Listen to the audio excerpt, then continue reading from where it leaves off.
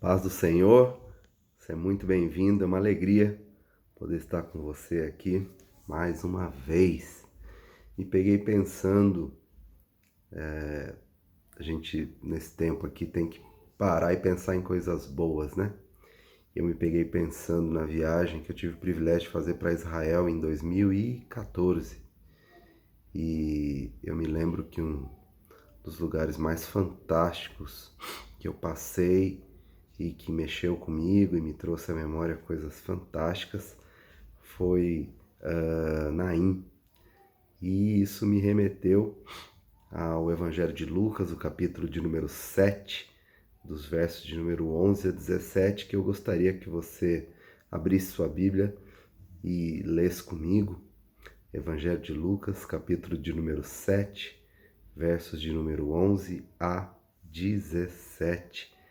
E o texto sagrado diz o seguinte: Em dia subsequente, dirigia-se Jesus a uma cidade chamada Naim. Iam com ele os seus discípulos e numerosa multidão. Como se aproximasse da porta da cidade, eis que saiu o enterro do filho único de uma viúva, e grande multidão da cidade ia com ela. Vendo-a, o Senhor compadeceu dela e disse: Não chores. Chegando-se, tocou o esquife e, parando os que conduziam, disse: Jovem, eu te mando, levanta-te. Sentou o que estivera morto e passou a falar. E Jesus o restituiu à sua mãe. Todos ficaram possuídos de temor e glorificavam a Deus, dizendo: Grande profeta se levantou entre nós e Deus visitou o seu povo. Essa notícia a respeito dele divulgou-se por toda a Judéia e por toda a circunvizinhança. Fecha os teus olhos, vamos orar. Pai, te agradeço, Senhor, pelo dia que o Senhor fez. Te agradeço porque só chegamos até aqui graças ao Senhor. Te agradeço pelo teu amor, pelo teu cuidado. Obrigado, Senhor, pelo privilégio de termos lido a tua palavra e nós te pedimos agora, Senhor, que o Senhor abra os nossos corações e as nossas mentes e que o Senhor fale conosco, Pai. Queremos ouvir a tua voz, queremos ser abençoados e edificados. É minha oração consagrando esse tempo ao Senhor, em nome de Jesus.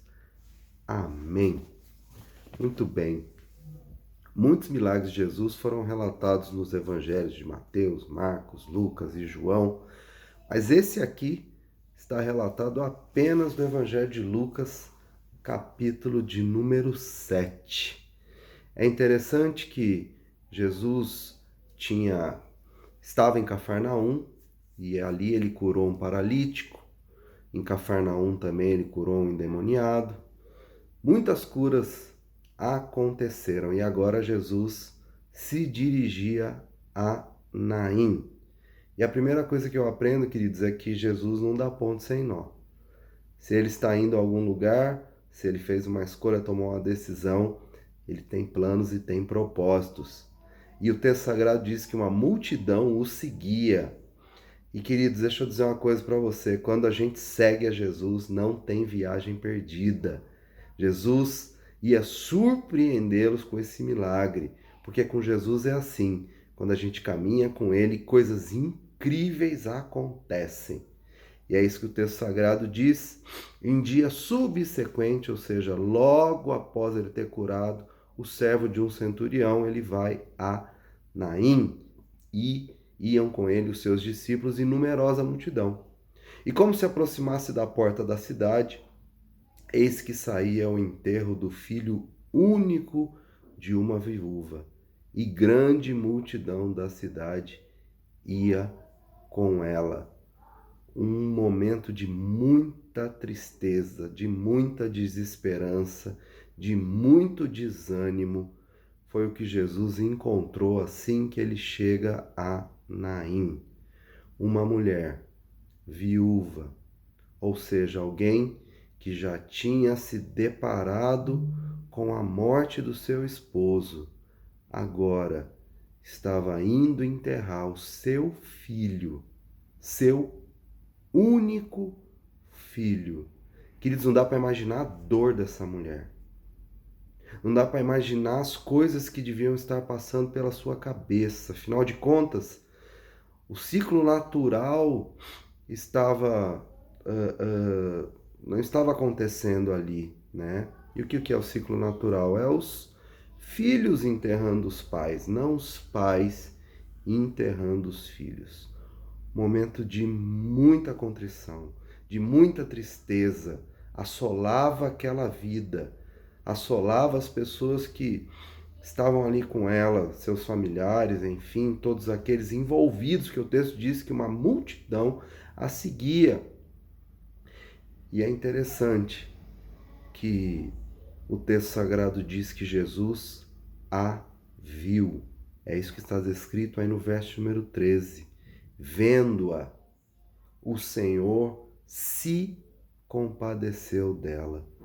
Querido, Jesus viu a dor, viu a tristeza, viu a desesperança daquela mulher que já tinha sido marcada, né, por uma outra tragédia familiar com a morte do seu esposo. Ele viu ela sofrendo a caminho de enterrar o seu filho.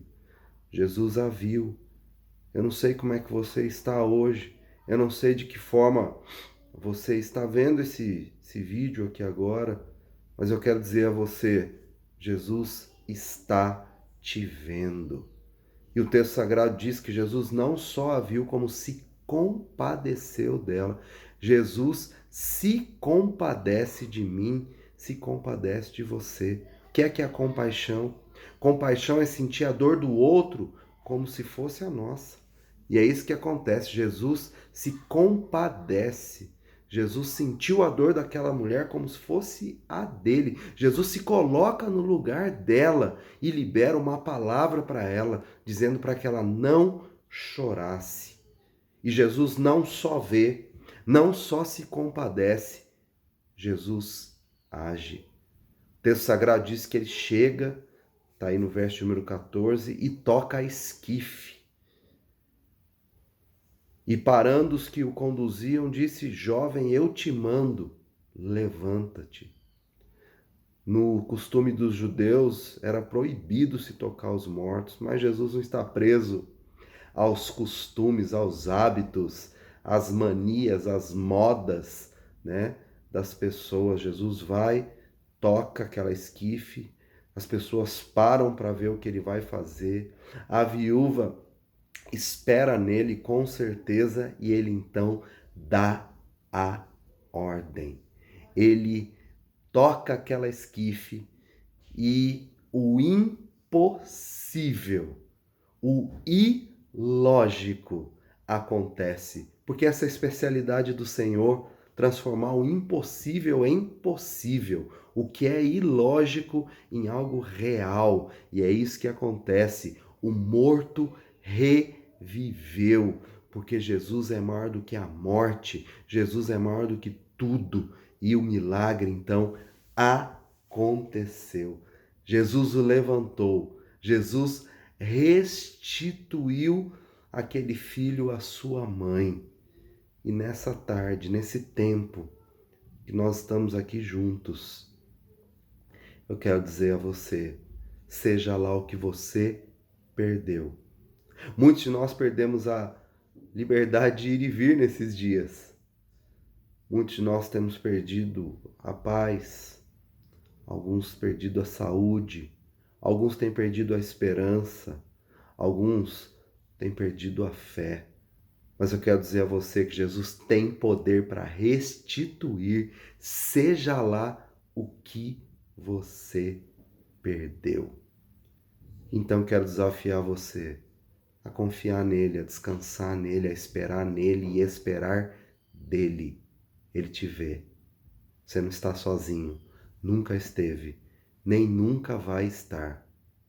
Deus é contigo e tem poder para reverter qualquer situação. Uma outra coisa que me chama a atenção, o texto encerra dizendo que essa notícia a respeito dele divulgou-se por toda a Judéia e por toda a circunvizinhança. Queridos, a importância de compartilhar boas notícias. Nós estamos vivendo dias de notícias muito ruins, de muito pessimismo. E é tempo de divulgarmos boas notícias como essa. Jesus tem poder para fazer um morto reviver.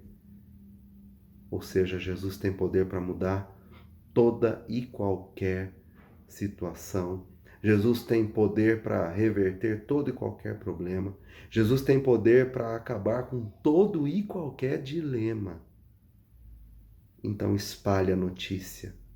Diga às pessoas que tem jeito sim, que tem saída sim na pessoa de Jesus Cristo de Nazaré. Testemunhe, você tem recebido a mensagem. Jesus conta com você, porque essas pessoas compartilharam o que elas viram. Houve avanço do reino. A notícia se espalhou, chegou até nós, 2000 anos depois, para nos inspirar e que nós possamos fazer a mesma coisa com as outras pessoas em dias tão difíceis, em que o desespero está querendo dominar a vida das pessoas.